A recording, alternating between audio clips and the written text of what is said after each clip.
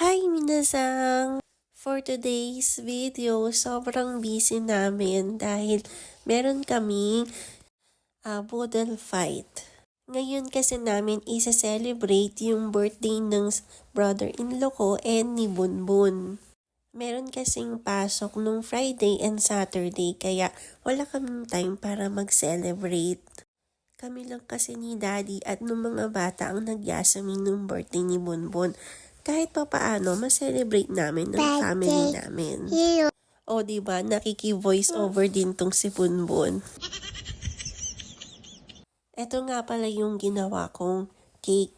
Sobrang dali lang nito, chiffon cake lang naman, pang mabilisan lang kasi nga wala na nga rin akong time. Tapos gumawa din ako ng Shanghai. Alam nyo na, hindi pwedeng mawala ang Shanghai. And ito yung aming poodle fight. So meron kaming pork and chicken barbecue, then shrimp and crab, then yung niluto nating Shanghai. Siyempre, yung cake, plain rice, and bagoong rice. O, diba? San ka pa? And meron din palang kaming bangus. Niloko ko nga sila dito. Paano pa naman ang seseryoso ng mga to? Birthday na birthday. O, ayan na. Tapos nagkantahan na nga kami para kay Bunbun and sa brother-in-law ko. Second cake na nga to ni Bunbun. Nagustuhan din niya kasi yung cake na ginawa namin nung birthday niya. Tapos, kaya naisip ko, chiffon na lang din yung gawin ko.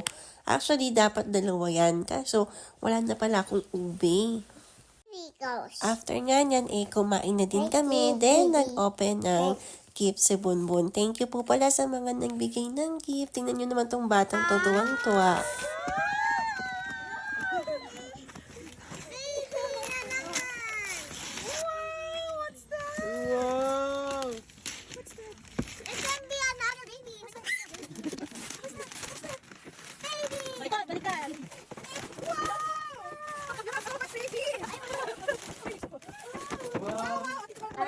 Basta. Ay, na-open. Ay, hindi. Wow!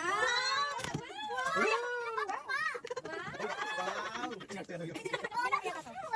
naku, this one, oh. Oh, do you like this one? Wow! Oh, nice. Marshmallow. Ate, More pa. More. Wow!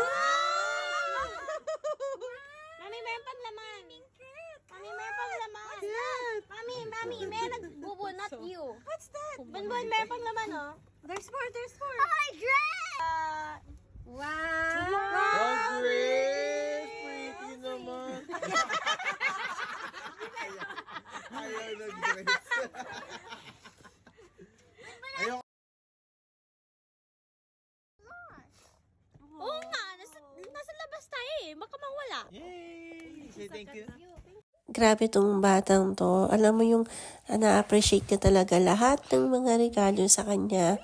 And, syempre, tuwan-tuwa din siya sa Neko. Tsaka yung cat. Favorite niya kasi yung cat. At ito na nga, nung nalaman niya tong bubbles na to, naku, tuwan-tuwa. Tingnan niyo naman.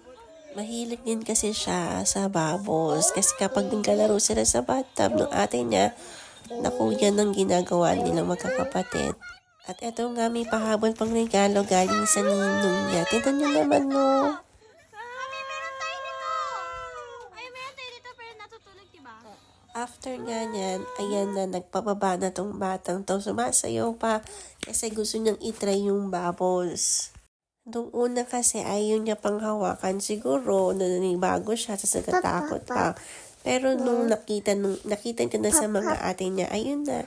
Nilaro na nga at eto na, naglaro na sila dito sa may kalsada namin. So, yun lang minasa. Thank you for watching po. Please follow po and share our videos. Bye!